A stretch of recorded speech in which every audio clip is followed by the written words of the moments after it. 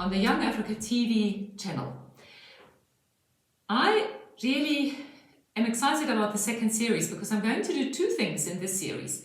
Firstly, I'm going to give you feedback on the implementation and the progress made in terms of implementing the total Young Africa vision that I laid out in Series 1.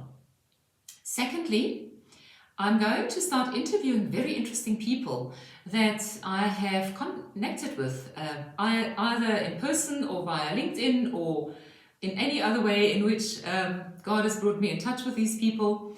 And these are people that either themselves are busy working on initiatives to help transform Africa through its youth, or they are people maybe even from other countries that are doing something interesting in their country that may be of use and that have lessons that we can learn from here in Africa.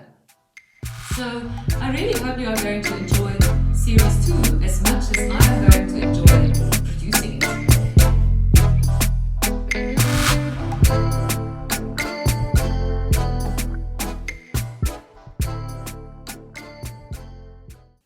One thing I learned in life is that process is really important.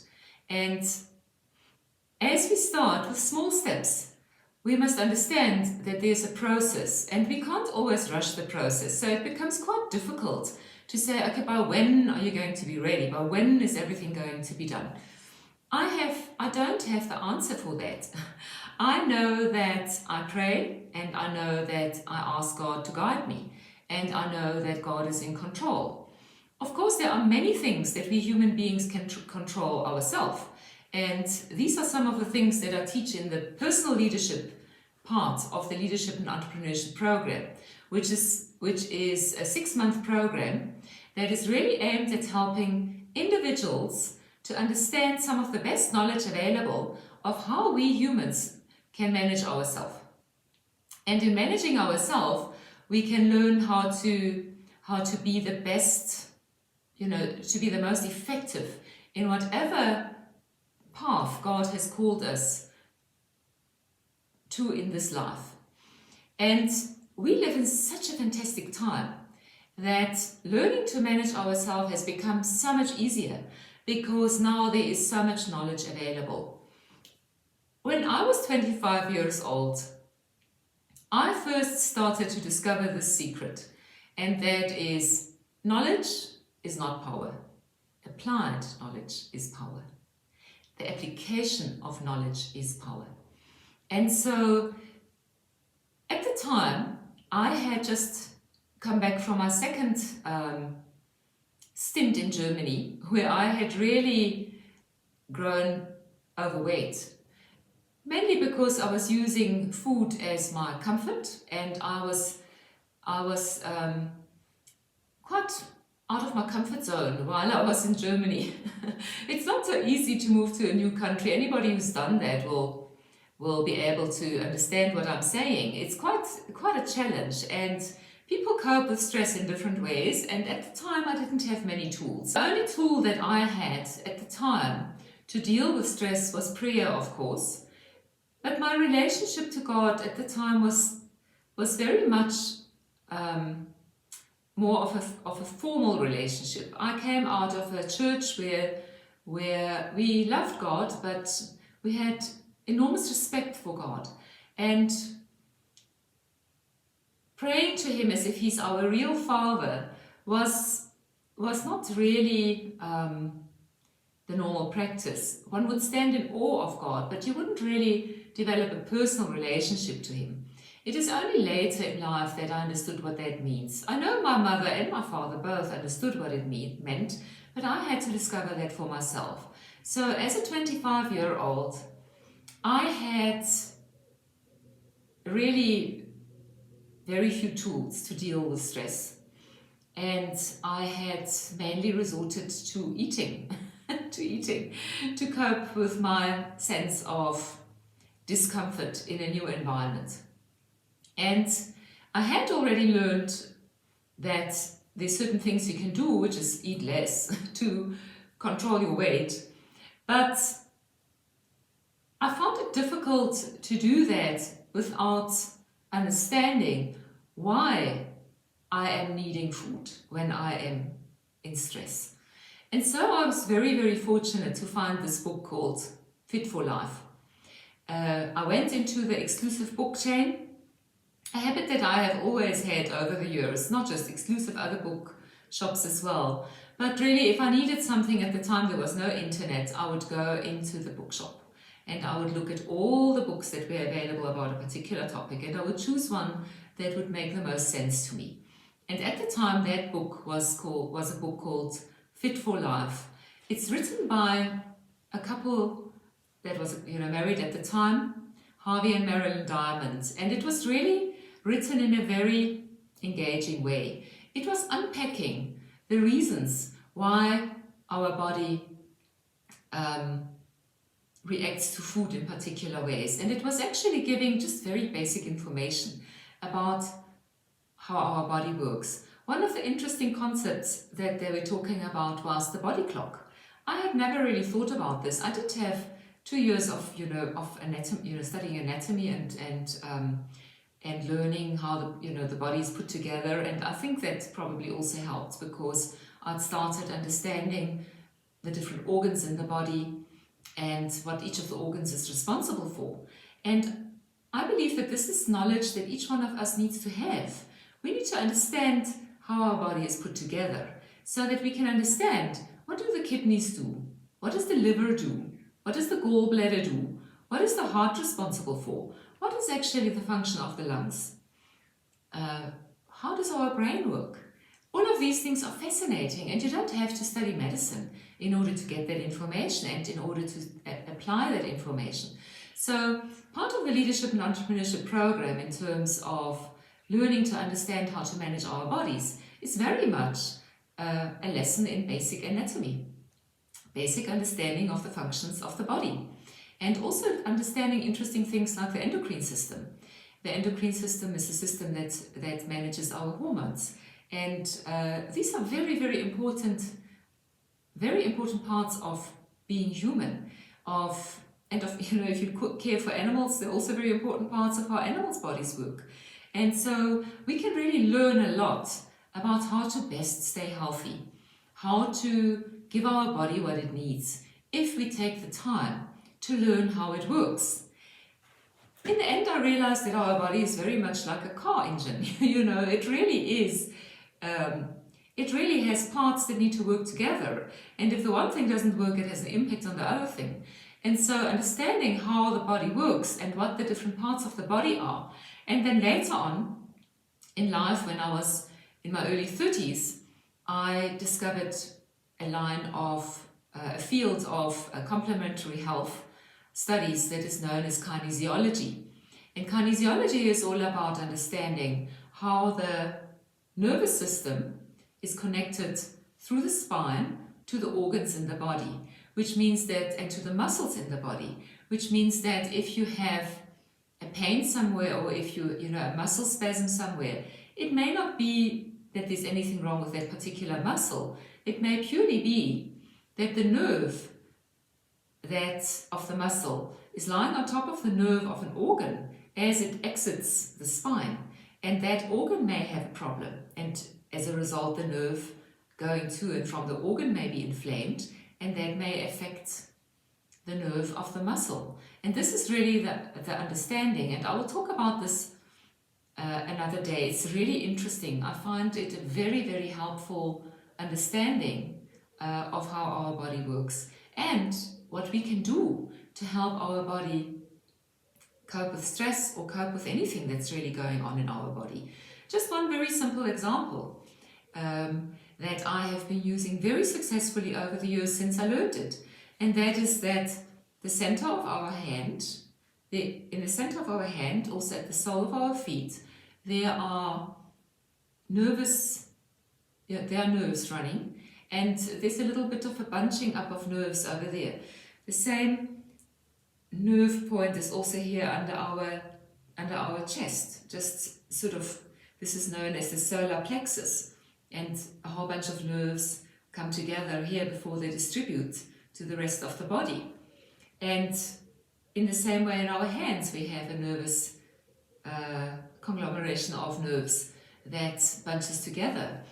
And when we are in stress, our body goes in shock in a certain way, and the blood flow to our brain stops, and we often find it difficult to concentrate, or we find it difficult to speak or to think. And simply breathing in deeply and rubbing the inside of our palms. For instance, if we have to do public speaking, and before then we're quite nervous because our heart is pumping fast, we're getting adrenaline, we're getting cortisol, it's going into our bodies because we are a little bit nervous, or before we're writing an exam. And simply by rubbing the inside of our palms and breathing deeply in and out, and of course always praying and asking the Holy Spirit for guidance and for peace and for calm.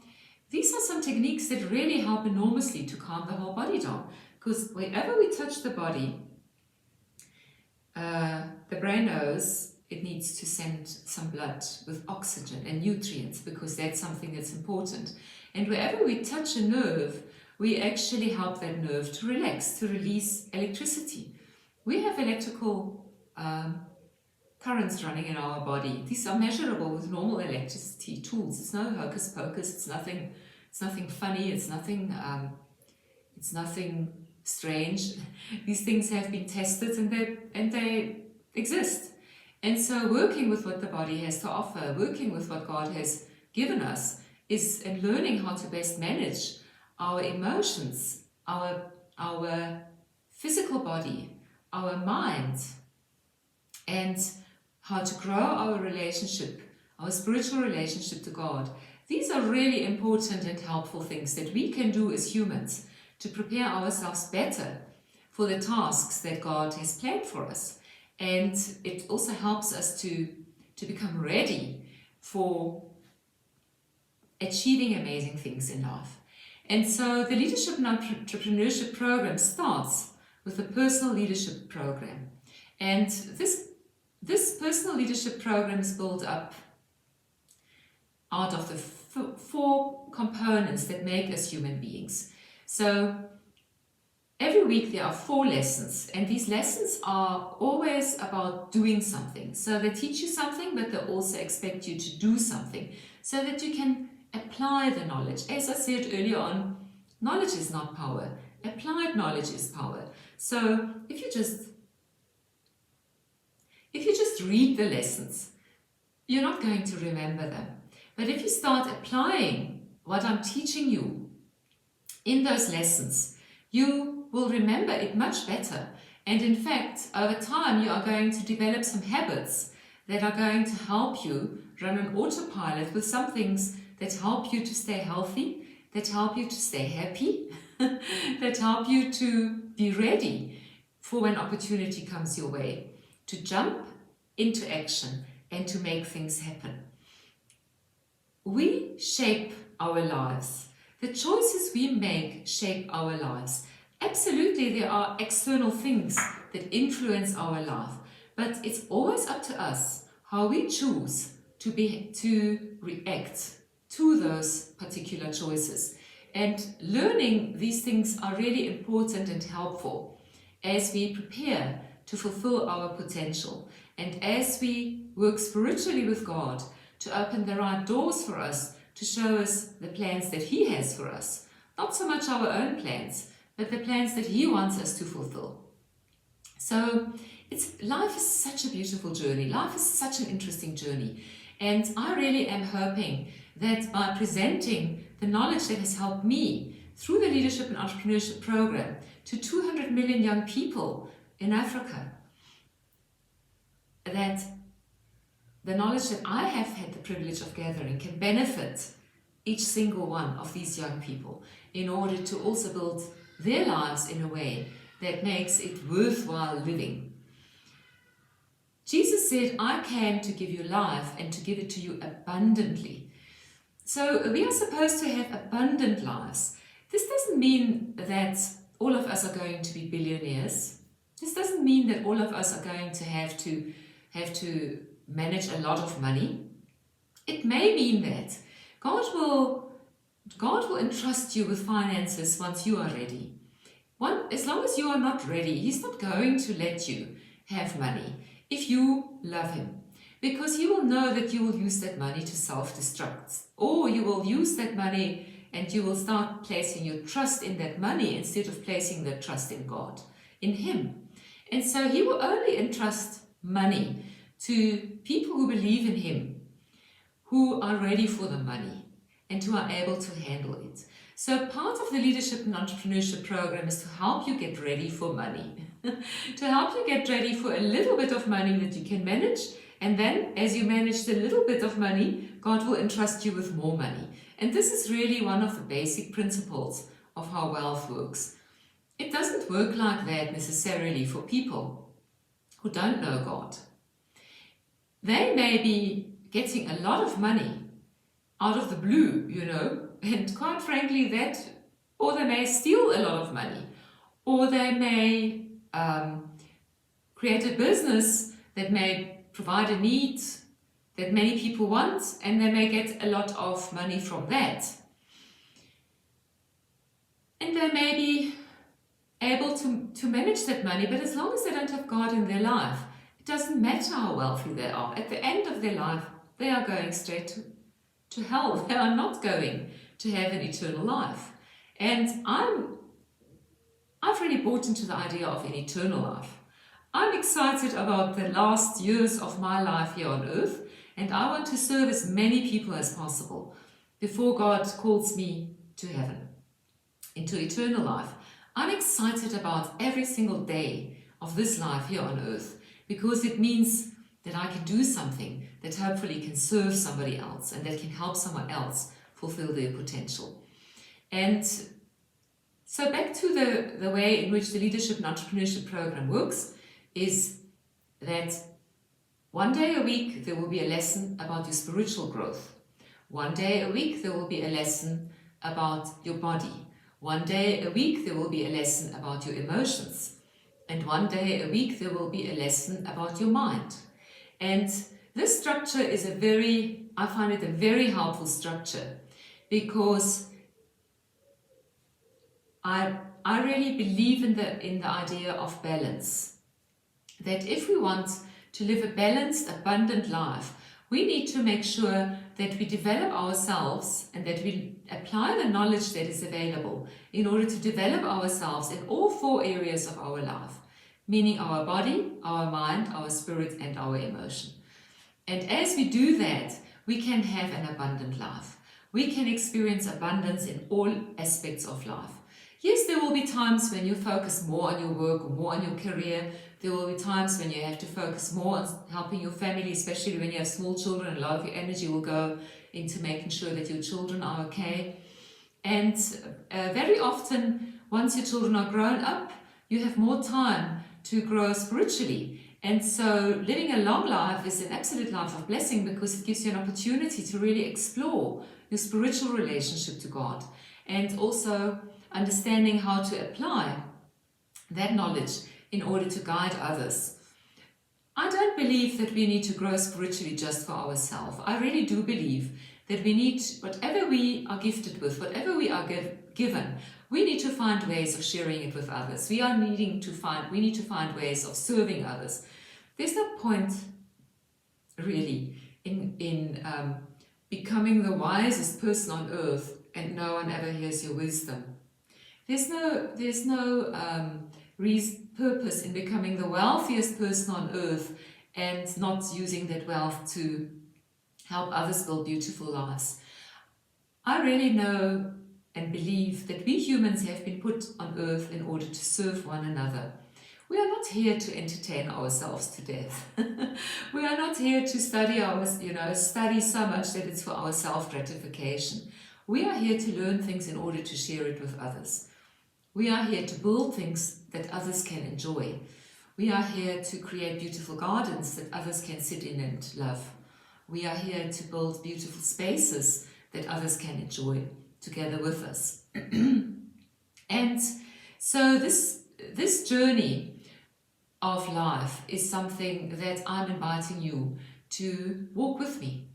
I am very excited about being there to help you with the knowledge that I have learned, to help save you a bit of time, so that you can have some key knowledge that I picked out from many, many different books that I've read to help you jumpstart. And there's a word we like using in South Africa, leapfrog development, so that you don't have to go through 56 years like I have of learning things the hard way, but that you actually can listen to me and become wise.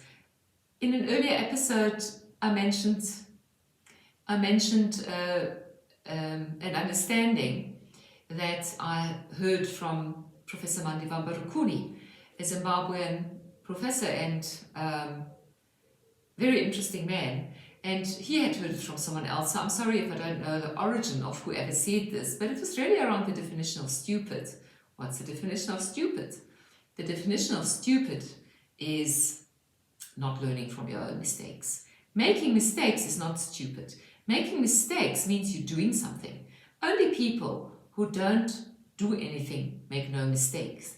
The more mistakes you make, the faster you learn. So I'm very happy that I've made lots of mistakes in life, because each of these mistakes has taught me something. And so don't be scared of ever making mistakes. Learn from them. So you're stupid if you don't learn from your mistake. So if you make the mistake, it's fine. Just get, learn from it, move on. Don't beat yourself up. Then you become clever, because now a clever person is someone who learns from their own mistake. So I definitely haven't learned from all my own mistakes. I have repeatedly made mistakes, but generally, eventually I learn from them. And so I'm very happy to know that we have that ability as a human being to become more clever over time, because we can learn from our own mistake. And then thirdly, what is the definition of wisdom, of being wise? And that is learning from another person's mistake. And so in my leadership and entrepreneurship program, I teach a lot of things that I have done wrong in order to help you understand what to avoid, and then to teach you and help you with the knowledge of what to do instead, of the better choices that you can make, so that you don't have to go through all the pain that I have had to go through. Pain is good. Pain is good because it teaches you patience, it teaches you persistence, it teaches you courage, it teaches you never to give up. And it also teaches you to give up when it's really necessary. Sometimes you just have to, you touch the plate, touch the stove, you burn. You're not going to touch that stove again, because that would be really stupid. And that pain has taught you not to go there anymore. And so absolutely, sometimes, especially in relationships, we experience deep pain because that relationship is not for us. We are trying to pursue a relationship that is not intended for us. And we need to learn to step away from a relationship that causes us pain, and to trust God that He will introduce a new relationship in our life that is going to create joy and pleasure in our life and not pain. And so these are some of the things that I will be teaching in the Leadership and Entrepreneurship program. As I'm sitting here, I am very excited because I have an IT team. At the moment, it's 2 people that are working to finalize the registration process for students that are applying for scholarships to participate in the Leadership and Entrepreneurship program. I feel so enormously blessed because earlier this year, I was able to sign a contract with a private training service provider, who in turn had received the possibility of accessing a whole bunch of scholarships to help youth who do not have the money to pay for the Leadership and Entrepreneurship program to actually become funded through some of the large companies here in South Africa. This scholarship is only available for youth in South Africa that are 19 to 27 years old.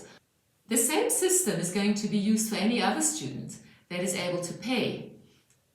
I designed this program to be really, really cost efficient so that it is possible for anyone, whether you have a scholarship or not, to be able to afford this particular course.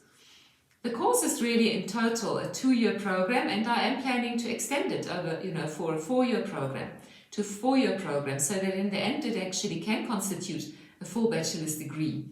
But level 1 is 1 year and it has 2 semesters. And in these 2 semesters, in the first semester, you will learn everything about personal leadership development. In the second semester, you are going to learn everything about business leadership development. And in the next 6 months, I'm going to focus on the personal leadership component of it. I'm not going to move to the business leadership component yet, because I believe that before you can do business, you first need to learn to manage yourself. And you need to learn to make money. You need to learn to make money before you build a business. You need to learn to make money even before you start building a career. And if you have already started a career, you still need to understand how to make money, because it's never good to put all your eggs in one basket. You should learn how to make money and have at least 3 streams of income in your life, so that if something happens to your employer and you no longer can work there, you know that you are okay, you and your family are okay. You are never going to just sit there and wonder, when is the UIF going to pay out? You must never be in that situation. You must always know that there is a way in which you can survive, and not only survive, but in which you can thrive. And so in the next 6 months, I'm going to focus on the personal leadership development aspects in terms of communicating some content of the training course. Of course, I can't do everything in the Young Africa Today program, but I will touch on items and aspects in that, and I will give feedback to everybody who's watching from the students' work that they are doing, and tell you how they are applying it. And I'll also start interviewing some students that are on the course, so that they can start explaining how the knowledge that they are learning and the fact that they are applying it in their life is busy changing their life. And that is really the key message that I wanted to give you in this episode, is that knowledge is not power. Applied knowledge is power. And I'm looking forward to interviewing a whole bunch of very interesting people who can all testify to the fact that the knowledge they had and the way in which they applied it had a result, and what the result was, and how did that result affect their life. I'm really looking forward to going on this journey of Young Africa Today Series 2 with you. Thank you for watching. I am looking forward to seeing you in the next episode.